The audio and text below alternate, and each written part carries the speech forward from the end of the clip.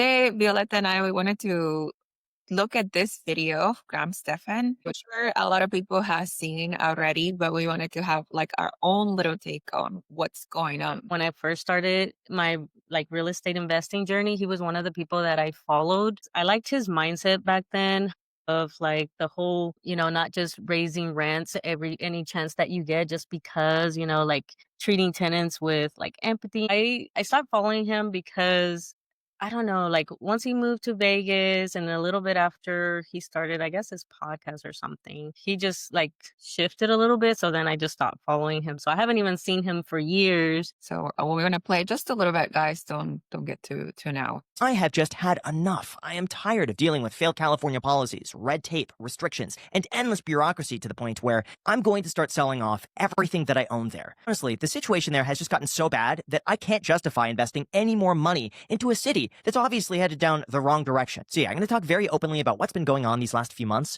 with the hope that sharing my story could help a few people avoid the same mistakes as I've made, or best case scenario, we could find a solution for a city that is obviously very broken. Within a few years, I started making more money than I ever thought was imaginable. So what did I do? I used that money to buy my first house for $59,500. It was 90 minutes away from where I worked. It was owned by the bank. It needed a complete renovation, and I had it completely fixed up because no one wanted to live there. Thankfully, after a few weeks of renovation, I later rented it out. I started making more commissions as a real estate agent, and I used all of that to invest back into buying more property. Basically, my entire philosophy was this: only buy the properties that no one else wanted to live in because they required so much work. I'm talking brand new kitchens, bathrooms, floors, paint, landscape, roof, and so on. I would fix it up, I would move in as a primary residence, and then I would later rent it out when I saved up enough money to buy something else. For me, I just thought this was my path forever. Like, there's something really special about buying something undesirable and then making it look brand new, and it's a win-win for everybody. Well, I am proud to say that for the first 10 years of doing this, everything went really well. I want to just off the bat, like my first impression of when he started this rant. He has obviously a chip on his shoulders when he first started his journey and doing like his first investments and stuff, which is what like drew me to him. Yeah, I did not follow him at the beginning. Actually, I just found out about him. So I started looking at all of his videos, and the majority of the videos that I saw of him were how he now has transitioned from, used to be a realtor, used to Mhm. sell houses for profit, and then reinvested that capital into his rentals that he had. But since I started hearing from him in February, all I hear was like everything is just not real estate driven. Everything is just like better you rent than anything buy. And then how real estate is not going to make you wealthy, and it's not going to retire you. It's not like it's more work than it's actually. A lot of us will get that bad tenant or that bad investment, and it definitely pisses you off and everything. But for someone that was a realtor and has been doing it for so long, it kind of shocks me because he was more positive early on, obviously, and maybe that was just kind of just his optimism and wanting to build wealth. But yeah, I think now he's definitely airing out his frustration, especially when he talks about why. So I guess we could go into that because I have some thoughts about that too. Everybody has like the impression of real estate is going to be passive, that it's going to be hands off, and it's not, right? It's a business like any other business. You're going to have to put work on it. Depending on how much money return you have to put more work into it. But if you want easy peasy, you buy it turnkeys, and you don't have to really think about it much. Even placing the tenant, you get a property manager and all six, and it's like hands off, but your return's going to be lower, right? So he was trying to make it in a place like LA or in LA County or outside LA County, getting a house for $59,000. Of course, you're going to have to put, even like 20 years ago, you're going to put a lot of work and a lot of money to make that place livable, to make that place competitive. The amount of work that he put down there, was retributed. I remember watching his videos, past content, that he would even be able to burr out of a house there and Yeah. completely leave no money behind in the deal. And at those points, yeah, who is going to want to buy a house at $60,000, put $200,000 in it, wait for all of that to be done and about, and with the timelines of rehab and everything, it's going to take like a year or two for you to even see that money back. So let me go Say a little bit more, please, video. An eviction moratorium, meaning a tenant could not be evicted if they failed to pay their rent. And this lasted for 3 years. Yes, you heard that correctly. In Los Angeles, it was still a health risk to evict a tenant who hadn't paid their rent in 3 years. Meanwhile, the landlord was still responsible for the mortgage, property taxes, insurance, repairs, upkeep, you name it. Now, even though I had zero issues, and thankfully none of my properties were affected, I just didn't like the fact that the city was putting the entire financial burden of housing on the landlord. Most landlords are mom and pop people who rely on that income to help supplement their expenses. Some of them are accidental landlords who had to rent out their home because they could no longer afford it. Some people are renting out houses that have been passed down from generations. Some people have also just diligently saved for sometimes decades to be able to buy a property in the first place because they don't trust the stock market. So even though some people might think, oh, I pay $3,000 a month in rent, so they must be making a fortune, the reality is, I know plenty of landlords who aren't even breaking even or are even operating at a loss because they intend to keep the property and eventually be able to move back into it. Anyway, I say all of this because in 2020, Los Angeles started getting way more restrictive on landlords. They enacted rent freezes, crime spiked, homelessness got worse despite a citywide eviction ban, and I subsequently picked up and moved to Las Vegas because the quality of life was better. But like you weren't even affected in your ranting about the whole COVID thing, which this is where I'm kind of like shocked a little bit with his mindset shift, because he used to be kind of a little bit more level headed and kind of do both sides. Like, okay, yeah, it sucks that I can't evict them, but also their people, their tenants were going through a freaking pandemic and stuff. And he didn't even mention all the help that was available, because I had the same issue, because he wants to just say like California, but my property in Virginia, when I had that house, and that was my first house that I bought, and I turned it into a rental. And I had that issue where Virginia did the same thing, and I could not evict anybody because of COVID. I understood because it was freaking COVID. Like nobody was working. He was a shipyard worker. I got lucky because I was in the military, so I had a stable paycheck if I was still at home, right? Like during the whole pandemic and stuff. But these tenants, what are you gonna do? You can't kick them out and then try to get another tenant. Like everyone's kind of like dealing with the same issue of like shorter hours and less income. But there was definitely some options available, like rent assistance. There was this the government, like for Virginia, I forget what it was called, but basically I would fill out a form, and then the tenant would fill out the form as well, and then we'd send it off, and then basically the state would pay their rent so basically rent relief, right?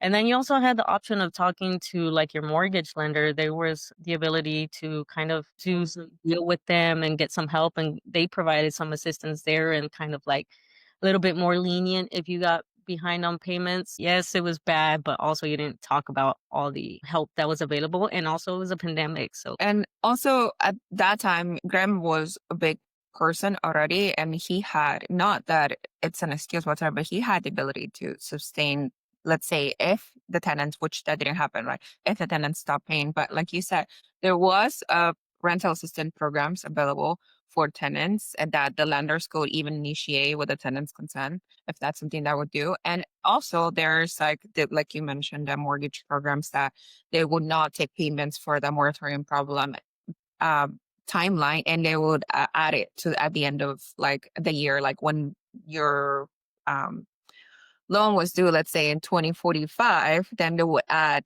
those payments more so at the end of the things. And I remember there was some lenders that took advantage of that, because if I don't remember mistaken correctly, there were a lot of business loans that were given out at 0% interest as well. mhm. And a lot of people just opened an LLC and took advantage of those loans. And then he also mentions about like the rent hikes. It's like the rent caps, basically. I'm kind of on the fence on that one, because I see it on both sides. Like, because I've been obviously a tenant, and like it's annoying that they just raise the rent. And for him, it's kind of weird because he built his platform on the mentality, and he talks about it a little bit later about he doesn't raise the rents just to raise the rent. So like, why does a rent cap bother you so much when you already have that philosophy of like, I'm not going to raise the rents just because. And he talks about like he didn't raise the rents for some of his tenants for years. So I'm confused on why he's so like, that bothers him so much, basically. But I can understand it's definitely like frustrating on the landlord side, but I could see it on the tenant side as well because we had that issue again, kind of like military side. As soon as like our pay went up to accommodate for the higher rent, then they'd go turn around and raise the rents again. So it's just kind of like a cycle. It was just so annoying. He did paint it like he went to Vegas for a higher quality of living, but if I was to just deduce like why he went to Vegas because there's no income tax in Vegas. Let's just Yeah, call an orange basically. an orange. Like that's exactly what happened. It's definitely being diminished by the fact that he has a business, a YouTube business that makes like Mhm, thousands of dollars. If you're making that much money from your business and that's something you enjoy, you're passionate about, and then you want to continue doing when you have this other stream of income, because I'm assuming he still gets money from his properties, but it's taking you away from the thing that you love and you're passionate about. It's just like it's extremely work, like so much work for just the little bit of income that you get. But I yeah. also see this from people that I know in which they have gained their wealth from real estate. I know people that have retired from real estate and now they're moving onto other business ventures or other types of income and Mhm. they start bashing real estate, even though real estate is the thing that boarded them into wealth.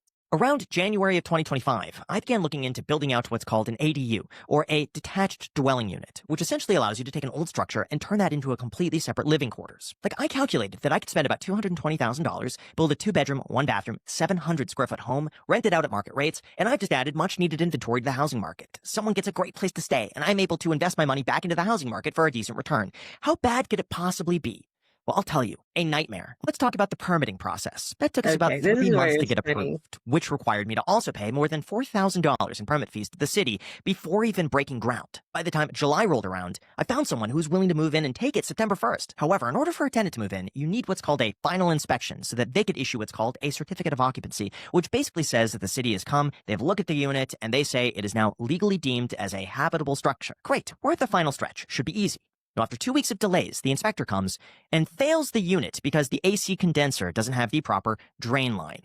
And this is where things take a turn for the worst. When the inspector failed the unit, my contractor says, "Oh, perfect, I could install it right now." So if you notice on his thing, it says that the inspection was basically August 29th, but you already had a tenant waiting for September 1st. You chose to already have that tenant waiting. So you're salty because you have to get an inspection that is to protect the tenant to make sure you're not like a slumlord or something. You waited till last minute or got a tenant before it was even able. Like, what if like something other major, like you would have had to prolong it? But this inspector said, "Hey, sorry, it's Friday. It's like 4:30 p.m. This is my last one.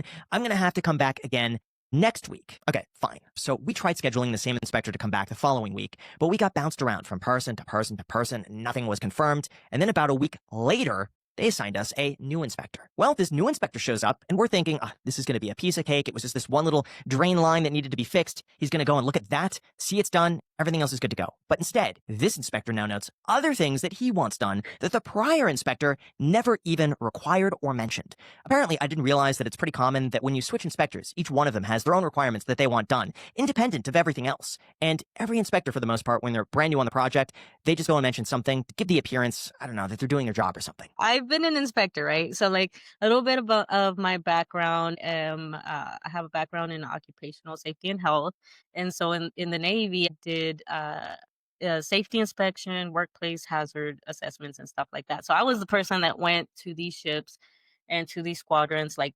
to inspect your programs and your workplaces and stuff like that. So I understand his rant because it is true, and but that I feel is like a human factor. And for someone that's been in for like 10 years and or at this point way longer in the real estate game, I think he should understand that that it is what it is. Like you're gonna have one guy that is a little bit more nitpicky, and somebody else might be like heading towards retirement and just be more laid back, right? And I saw that too, and I've had those fights too when I went to inspect. And I'm a little bit more thorough, and each inspector has their own thing that they prioritize. So for me, I prioritize like the respiratory protection program and hearing. because definitely those are my concerns, that you're not exposed to a chemical or something that can give you cancer, or your hearing, because I already have tinnitus on the right ear, so that's kind of like a special to me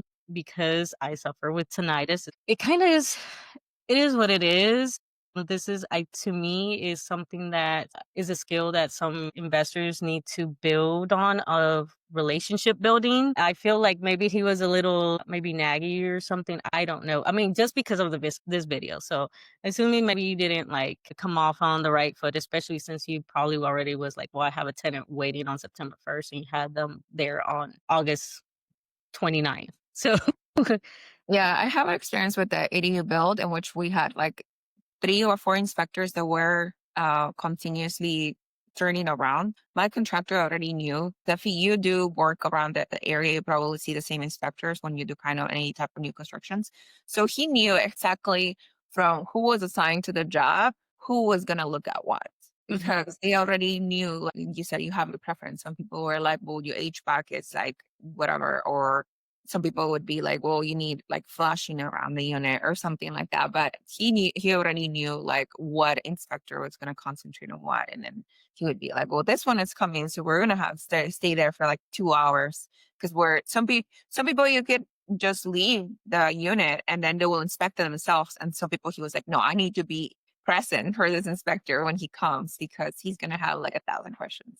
yeah, I feel, and that's what comes with kind of like the experience in territory. So if it had been me, I would have been, tried to build that relationship and do that, because I've done that. I've had one of my properties in Milwaukee, man. I kept getting hit by the city. The city kept coming over here because there was trash. The way my properties were, well, this one was that there was kind of like an alley in between in the back, and there was some like apartments behind there. And so something was going on, but trash would be over there by my property. So then I would get hit and everything. And instead of kind of, like calling up all mad and stuff like that, went the kind of, I used the route of like, hey, I'm trying to protect my tenants of getting hit. Like, it's not, told them about it and just talked to the person, the inspector. And he was very understanding because of the way that I talked to him and built that relationship.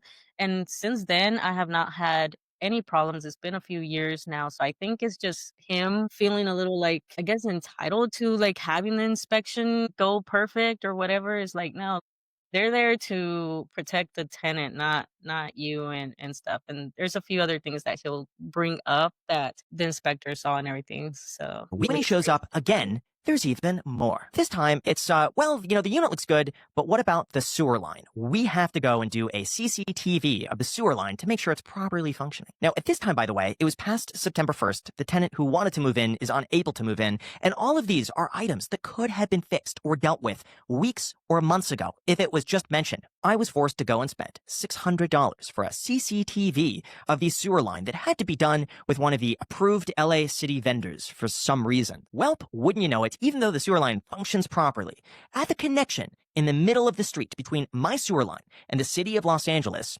there's a little bit of a crack there. And because of that crack, the inspector says that needs to be fixed. It is going to be $22,000 to go and fix it. So in an effort not to delay things even further, I just requested an exemption that basically says, hey, this unit's fully done. Allow us to rent it out. And I promise in writing, I will fix the sewer line in the next 60 days. It became impossible to reach the inspector. So I moved forward with the $22,000 sewer line repair. Now keep in mind, at this point, we are well over a month after when the unit should have been signed off. All because the initial inspector didn't want to wait an extra 15 minutes to install an AC condenser line. But then, as soon as I signed the sewer line repair estimate to move forward with the work, first of all, like, I understand like the frustration, but you're the one that put the tenant in there right before it was like approved. And what seems like a few hours or whatever, he's not thinking about like, yeah, that's the best case scenario when you go in there. But what if when you go work on it, the crack becomes bigger, it takes longer, whatever. So that's the whole reason of giving them a notice to all that, which you could have avoided if you would have just waited for the tenant. But I understand that frustration. And also, like, I feel like he doesn't realize how lucky. I guess I see it as a positive that he was forced to do like the whole CCTV on the septic because they found the crack, and he's talking about adding what, like 5 units, which is going to increase the load on that septic. So who knows what effect that could have had on the crack, which could have turned into a bad thing for his ADUs in the future. So he's so blocked by his anger right now that he doesn't realize that. We had to do the CCTV prior to even scoping the sewer line, like the new connection into the main existing house line. But if the crack is not on your property line, if it's on the sidewalk, on the street, like he said, I'm pretty sure the city had to fix that. I'm not 100% sure, but it sounds like if it's under the sidewalk in the street, because then now they have to dig into the street, right? They would Mhm. have it will have to be the city who fixes that. If it Yeah. was in your property line, then you would be in charge of that. But yeah, him finding out there's a crack after he built an additional switch line to the ADU, it's a really bad thing because for sure that crack would have been backed up, and then you would have more problems not only with your existing tenants but the new tenants that you would started with. He could have fought that fight because I really do think that should have been the city. But then again, the city might have been like, well, you're the one that's putting additional units and increasing the load or whatever. I don't know. It's because he's already kind of on a short timeline. He's kind of like, he spent the money and couldn't fight for it, which is fine. He's planning to do, well, at this point, plan to do like 4 or 5 ADUs. So Yeah, I do think the 75 days is atrocious. Like you don't need 70. yeah, 70. You need to give the neighborhood notice. If you're gonna block off the street, let's say you're gonna leave. This is something that I had to research. If you're gonna have to block off the street to put a sewer line, you do have notice of the neighborhood because then they have to divert the traffic. You know what I mean? Yeah, I feel like he pissed them off. Initially, he made it seem like it had been months that the inspector ghosted him, but it was only like a little bit over a week. And so it's like, dude, they work. And I know because I had the same thing with having to set up the utilities here on the land. And like, man, it was a pain to get the guy to just give me an address. And finally, he managed to get it. But like they're out there, and same thing with the electric guy. He's out there doing work. It's the same everywhere you go. Like I said, I'm over here in Texas, and it's the same freaking thing that I had to wait so long for things to get done and for you to be on them because they will forget. They will forget. Yeah, if people don't remember, Violetta, she bought a plot of land. She had to infill the plot of land, and then she bought a manufactured home to be put onto the plot of, and then she had to have utilities connected prior for. Yeah, I had to put a septic. I had to run all the power lines. Luckily, my neighbor let me go off of where his ended. So I just gave him some money to let me go off of his poles and then just do the rest over here. And then the water line had to come all the way over here. And so that was definitely a process, and it definitely can be frustrating. Again, I think what helped me was because I've been investing in real estate. So I kind of know, like, just to That's be patient, but this guy is not like so funny. How long do you think it took you from starting the process of putting utilities to your water line to like the end where it actually was connected? I think we finished the loan in May, and then from May and June, and mind you, they had been doing this before, and then it was a process because we had to do the layout, the plans of where we wanted the poles. We had to wait for the electric guy to come over here and see where and basically map out. And then we had to get the paperwork to send to the neighbor for him to sign it. And that was a pain in the butt to get that piece of paper for him. Like we had to call so many times and stuff.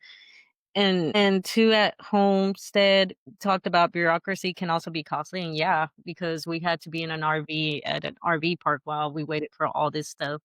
And things that you think are simple, like, okay, dude, just send me the form that I need to have the neighbors sign. So that took a while. And then after that, it was like they told me like 4 to 6 weeks to get approved because we had to send the payment to somewhere in Virginia, that's where the headquarters was.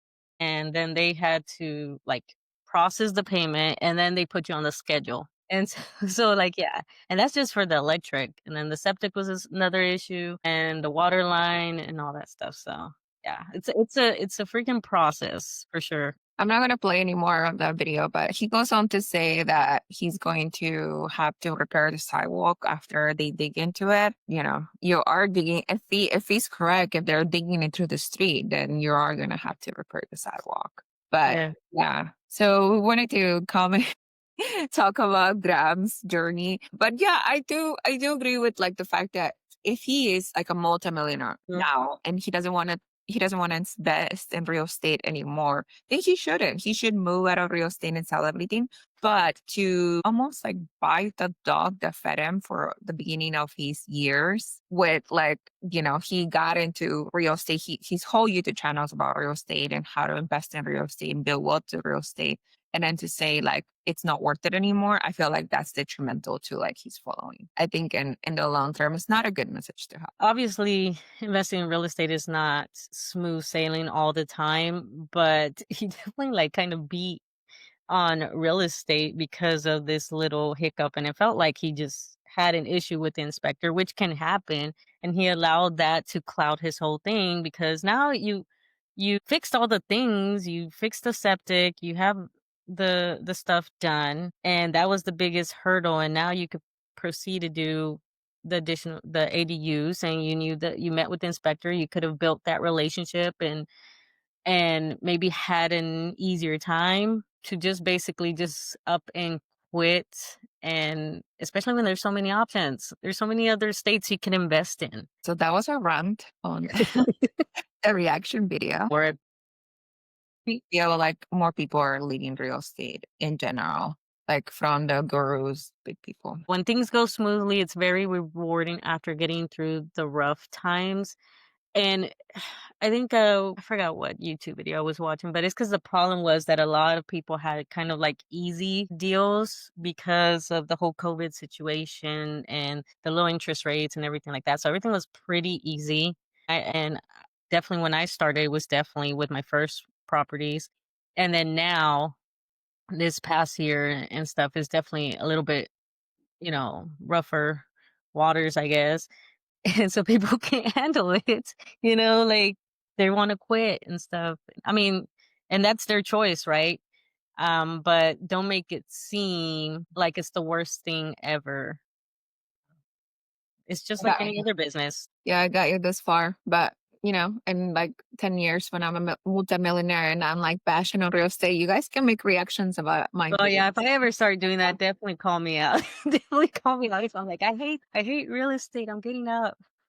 Yeah, I like forget real estate. I'm a multimillionaire. We should stop there and then we'll see you guys next week